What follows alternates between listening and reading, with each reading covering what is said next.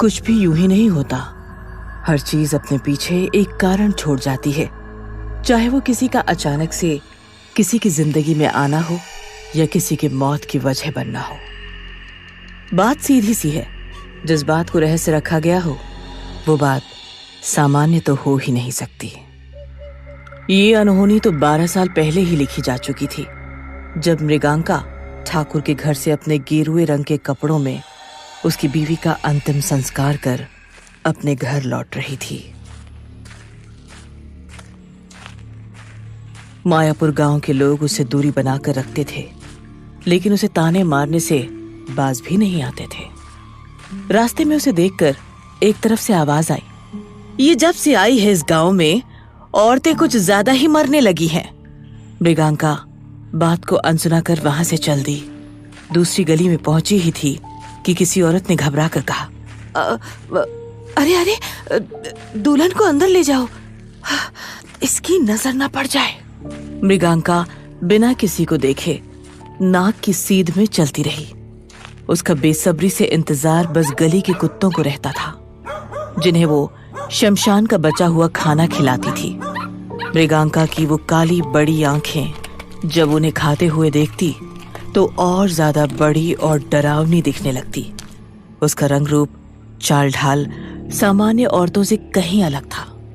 उसका हल्का सांवला चेहरा, जिसमें काजल और एक काली बिंदी के सिवा कोई सिंगार न था, और चमकने लगता। गेरुआ रंग का कपड़ा उसके बदन को इस तरह से ढका हुआ था कि शरीर के किसी भी अंग को बाहर की आबो हवा ना लग जाए। जिस तरह से वो पैर की आहट को पहचानती थी, ऐसा लगता जैसे उसे पता हो कि अब आगे क्या होने वाला है। उस शाम ऐसा ही हुआ। अचानक से कुत्तों ने खाना छोड़ भौंकना शुरू किया और कूड़े के ढेर को अपने पंजे से बिखेरने लगे। जैसे जैसे कूड़ा बिखरता, मौसम एक खौफनाक सी करवट लेने लगता। तभी मृगांका को किसी बच्ची के रोने की आवाज आई। मृगांका भौचक्की रह गई। असमंजस में उसने इधर उधर देखा, कोई नहीं दिखा। उसने बच्ची को उठाया और कहा, कौन है तू? बच्ची के मुंह से कपड़ा हटाते ही कुत्तों ने रोना शुरू कर दिया और वहां से भाग गए। बच्चे के चेहरे पर और बदन पर कुछ घाव थे जो खुद भर रहे थे। मृगांका जादुई विद्या जानती थी, समझ गई कि ये बच्ची साधारण नहीं है।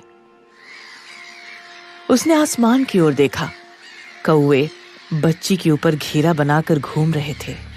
ऐसा लग रहा था जैसे अब कभी इस मायापुर गांव में खुशियां लौटकर वापस नहीं आएंगी। मृगांका ने लड़की को देखकर कहा, जो मूर्ख तुझे मरा सोचकर यहां छोड़ गया, उसे नहीं पता कि तुझे कोई साधारण इंसान छू तक नहीं सकता। मृगांका बच्ची को गोद में लिए घर की तरफ बढ़ने लगी। कुछ अजीब तो था उस बच्ची के चेहरे में, जिसने मृगांका जैसी बेखौफ दिखने वाली औरत को भी कुछ देर के लिए भयभीत कर दिया था। काले बादल छटने का नाम नहीं ले रहे थे। मायापुर के लोग मौसम से बचने के लिए घर के अंदर भाग रहे थे। मृगांका ने बच्ची को अपनी चुन्नी में ढका और तेजी से घर की तरफ बढ़ने लगी। मृगांका को किसी ने भी उस बच्ची को लाते हुए नहीं देखा था। घर के अंदर पहुंचते ही उसने सट से चिटकनी लगा दी। उसने लड़की के शरीर और मुंह से कपड़ा हटाया।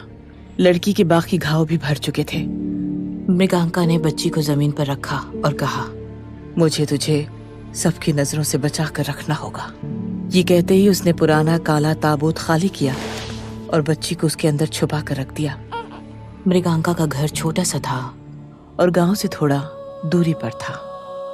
उसे ये तो पता था कि ये बच्ची कोई खतरा नहीं है, लेकिन उसे आने वाला संकट भी दिख रहा था।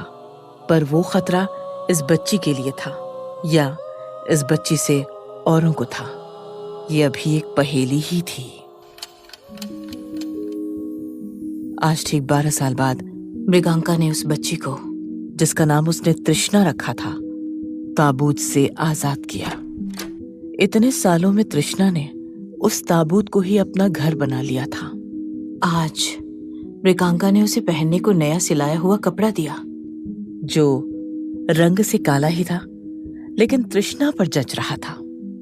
मृगांका ने उसे ऊपर से नीचे तक देखा और थोड़ी गंभीर आवाज में कहा, तुझे मैं बाहर लेकर जा रही हूं, लेकिन मेरे साथ ही रहना।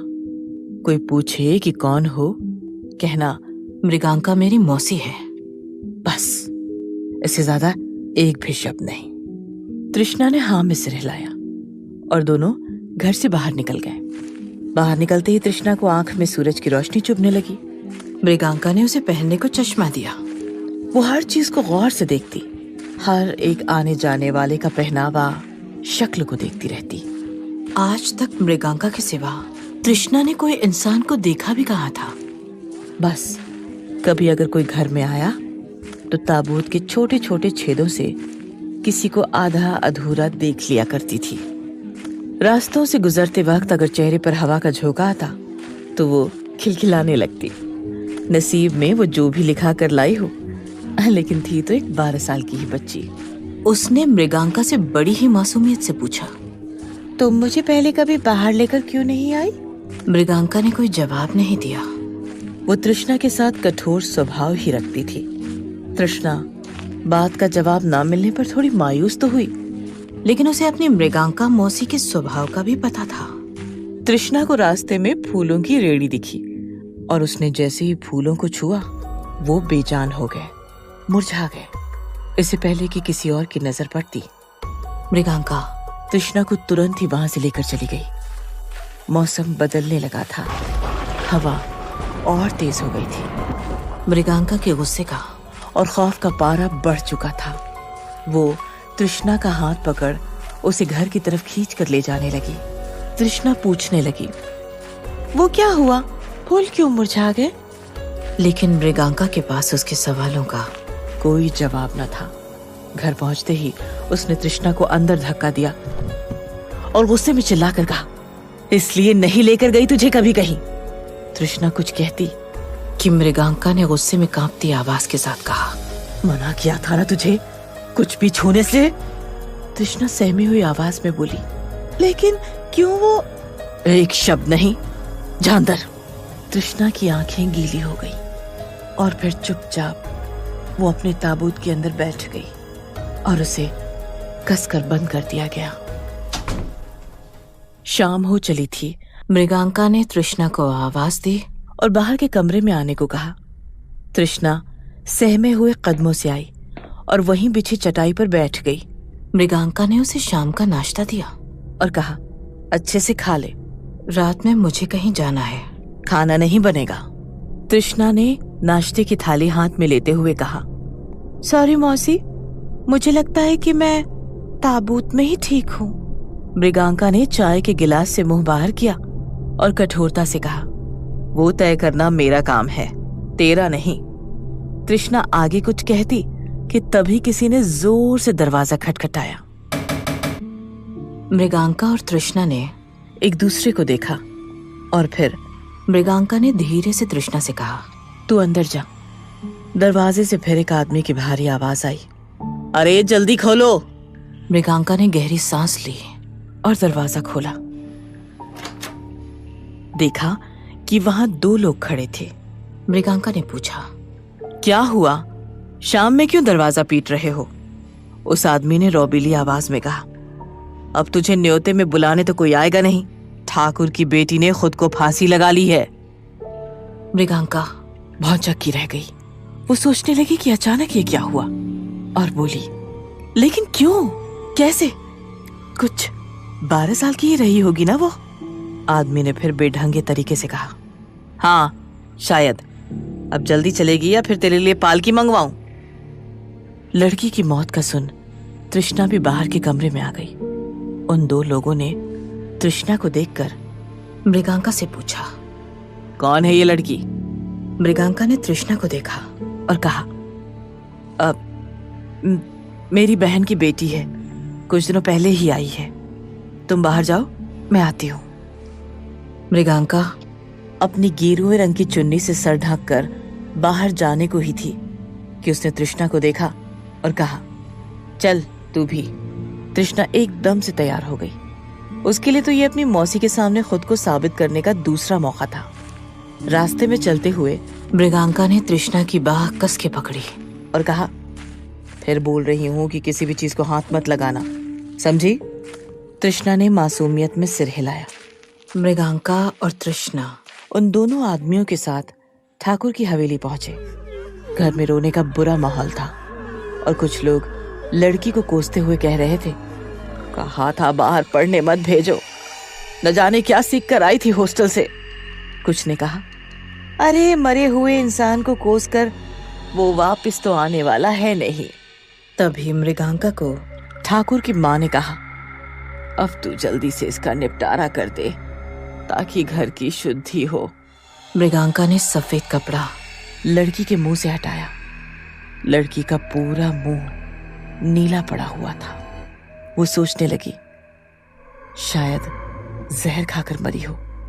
उसने लड़की के माथे पर चंदन का टीका लगाया और प्रथा अनुसार मृत लड़की के कान में कहा, तेरी आत्मा और तेरे शरीर का साथ इतना ही था, अब यहां से जा, वापस मत आना, सुना तूने?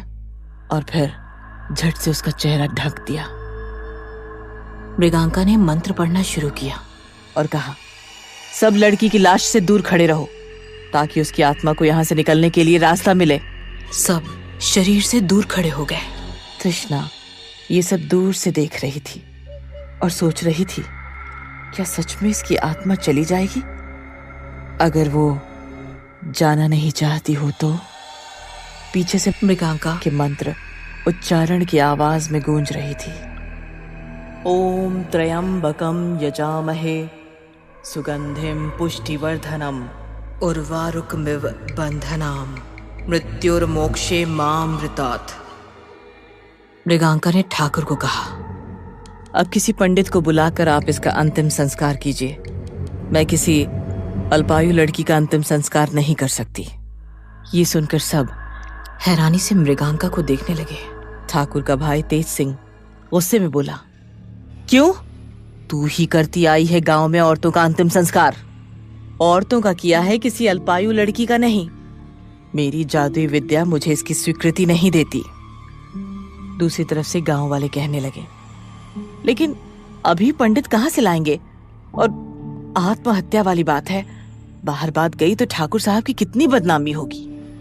मृगांका किसी से बहस नहीं करना चाहती थी। उसने समझाते हुए कहा, यह गलत होगा ठाकुर, बात मानो और पंडित को बुलाओ। ठाकुर अब अपनी कुर्सी छोड़कर मृगांका के पास आए और बोला, तुझे पैसा राशन सब डबल करके दूंगा मैं, बस इस लाश को रफा दफा कर। मृगांका को ठाकुर की बात इतनी अजीब लगी कि उसने कह दिया, बेटी है तुम्हारी ठाकुर, ये कैसे बात कर रहे हो? उसकी आत्मा की शांति चाहते हो तो जैसा कहती हूँ वैसे ही करो। मृगांका की बात सुनकर गांव की एक बूढ़ी बोली, पागल हो गई है क्या? ठाकुर साहब को मना कर रही है? इतने साल से उनके टुकड़ों पे ही पल रही है तू, वरना कब का तुझे गांव से धक्का मारकर निकाल दिया गया होता। मृगांका ने अपने स्थान से उठते हुए बस इतना कहा, मेरी विद्या इस लड़की को मोक्ष नहीं दे पाएगी। चल तृष्णा। मृगांका ने कदम आगे बढ़ाए ही थे कि उसे पीछे से चिल्लाने की आवाज आई, मौसी, मौसी। मृगांका पीछे मुड़ी। तृष्णा को गांव वालों ने पकड़ कर रखा था। मृगांका ये सब देखकर हैरान थी। वो कुछ कहती कि छोटे ठाकुर ने उसे धमकाते हुए कहा, मेरी भतीजी का क्रियाक्रम नहीं हुआ तो आज इसका होगा। मृगांका का भय उसके गले तक आ पहुंचा था। उसने देखा कि मौसम फिर बदल रहा है, हवा तेज हो गई थी। मृगांका ने खुद को संभाला और कोई अनहोनी हो उससे पहले उसने गांव वालों से विनम्रता से कहा, बच्ची ने क्या बिगाड़ा है? इसको छोड़ दो। जिस काम को करने की तुम जिद कर रहे हो वो मेरे हाथ में है ही नहीं। लेकिन लोग जिद में अंधे थे।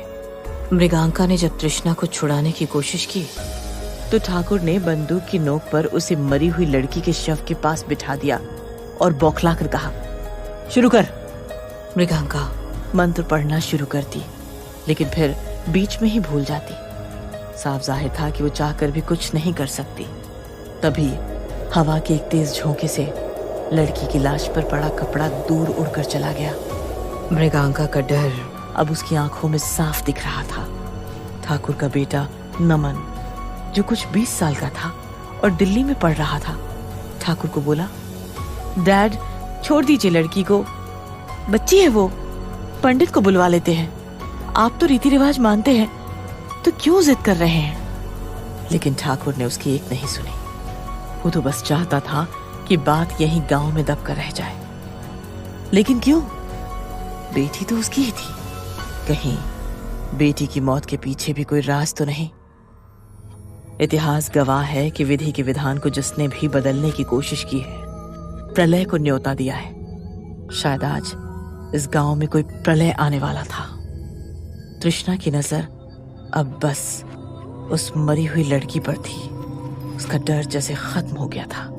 उसमें अचानक से न जाने कौन सी शक्ति आ गई कि पहलवान जैसे दिखने वाले आदमी को धक्का देकर एक टक उस लड़की को देखने लगी और उसकी ओर बढ़ने लगी।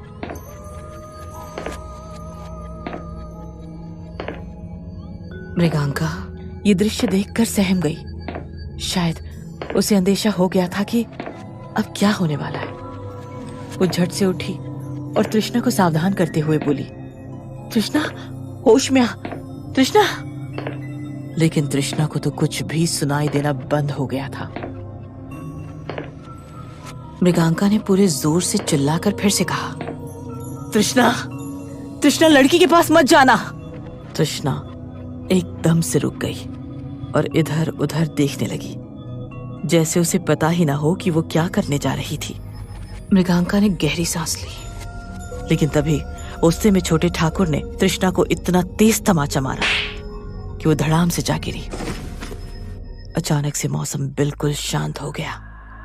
तृष्णा जमीन से उठने की कोशिश कर रही थी। उसने अपने होंठ को छुआ और देखा कि खून बह रहा है। उसकी खून के टपकने की आवाज इतनी तेज आई कि और कुछ भी किसी को सुनाई नहीं दिया। मृगांका ये देख गुस्से में चिल्लाई, ये क्या किया ठाकुर? अब पूरा गांव ये दृश्य देख रहा था। तृष्णा उस मृत लड़की के शरीर के ऊपर गिरी थी। उसके होंठ से टपका हुआ खून मरी लड़की के होंठ में जा लगा था। तृष्णा उठी और उसने मृगांका की ओर देखा, जो उसे खौफ में बिना पलक झपकाए देख रही थी। तृष्णा की आंखें खून के रंग सी लाल हो गई थी। छोटे ठाकुर ने जब फिर से उसे मारने को हाथ उठाया तो तृष्णा ने उसका हाथ इतना कसकर पकड़ा कि वो उसके शरीर से ही अलग हो गया। ठाकुर दर्द से चिल्लाने लगा और देखते ही देखते हवेली के बाहर भगदड़ मच गई।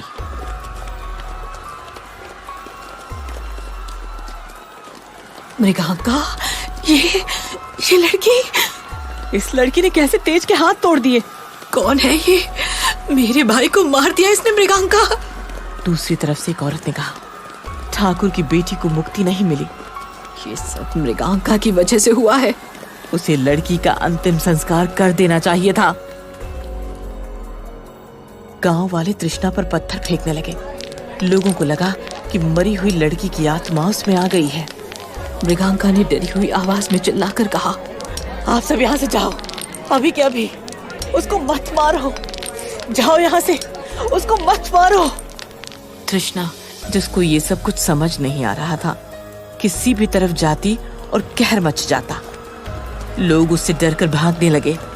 मृगांका तृष्णा को लोगों से बचाने उसकी तरफ भागने लगी और बार बार चिल्ला रही थी, तृष्णा, तृष्णा, किसी भी चीज को हाथ मत लगाना।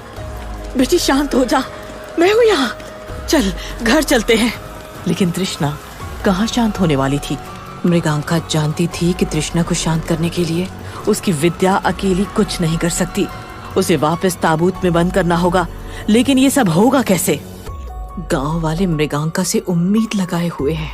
आज से 12 साल पहले भी जिस दिन ठाकुर की बीवी मरी थी, यही मंजर था। ऐसी ही दहशत उस दिन भी फैली थी। उस दिन भी गांव में आई बारात में सब लोग मारे गए थे। मृगांका की आंखों के सामने मौत खेल खेल रही थी। दूसरी तरफ मरी हुई लड़की का शरीर सड़ने लगा, उसमें से कीड़े निकलने लगे। गांव वाले भाग रहे थे। हवा की आवाज की सांस सांस से लोगों के कानों से खून निकलने लगा। कुछ लोग उस आवाज को बर्दाश्त नहीं कर पाए और जान से हाथ धो बैठे। ठाकुर के बेटे नमन ने तृष्णा के सामने जाने की कोशिश की, लेकिन उसे देख वो इतना तेज चिल्लाई कि ठाकुर भय के कारण अपनी माँ और नमन को वहां से लेकर जीप में भाग गया। तृष्णा ने अपनी भयावह डरी हुई आवाज में कहा, मौसी ये क्या हो रहा है? मेरे अंदर बहुत लोग हैं मौसी, मुझे तकलीफ हो रही है, मुझे बचा लो मौसी, मुझे बचा लो मौसी। तृष्णा का रोना भी रोंगटे खड़े करने वाला था। उसकी डरावनी आवाज सुन मृगांका की जान हलक तक आ गई थी। वो कांप रही थी, लेकिन ये भी सब उसे ही रोकना होगा। 12 साल जिस लड़की को घर में छुपा कर रखा, उसका राज ही रहने देना होगा। पत्थर की चोट से तृष्णा के भरते घाव देखकर लोगों में डर की लहर बहने लगी। कोई उसे डायन कहता तो कोई चुड़ैल, कोई भूत। असल में तृष्णा क्या थी, ये बस मृगांका ही बता सकती थी। मृगांका ने आवाज को कड़ा करते हुए कहा, मुझे तुझे शांत करना ही होगा, यहाँ से घर वापस लेकर जाना ही होगा, ताबूत में फिर से बंद करना होगा। यहाँ से उसे लेकर जाने का मृगांका के पास बस एक ही तरीका था। तृष्णा के गुस्से में खुले हुए बालों को एक गूंथ में बांध पाए ताकि वो शांत हो, लेकिन तृष्णा तक पहुंचेगी कैसे? तृष्णा तो लोगों की लाशों के बीचों बीच खड़ी थी, बेखौफ, बेबाक। क्या होगा आगे? क्या मृगांका तृष्णा को शांत कर पाएगी? तृष्णा के सच को कब तक लोगों से छुपा कर रख पाएगी? जानने के लिए जुड़े रहिए काल भैरवी की इस रहस्यमयी कहानी के अगले भाग से।